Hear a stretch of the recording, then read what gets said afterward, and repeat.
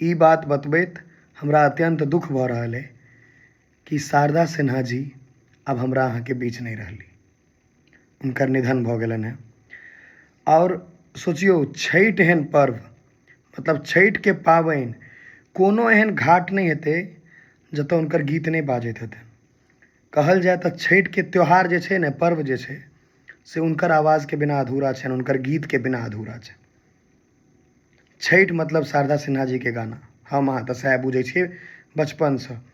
और एकटा चीज, ओहन कलाकार दोबारा नहीं हेतै, ओहन गायिका दोबारा नहीं कि आवाज़, मतलब उनकर आवाज़ नहीं, उनकर आवाज़ इमोशन छलनि, बजै छलै ने, मतलब उनकर गाना सुनतियै ने तऽ अहाँ अगर दिल्ली बम्बई में रहै छी तऽ अहाँके गाँव के तरफ खींच लेतै, अहाँ गाँव में रहितियै तऽ अहाँके घाट के तरफ खींच लेतै, से उनकर आवाज़ में जादू छलनि। और ओ शारदा सिन्हा जी जे छठि लेल सबसँ बेसी मशहूर छथिन, ओ छठिमे हमरा सबके छोड़ि कऽ चलि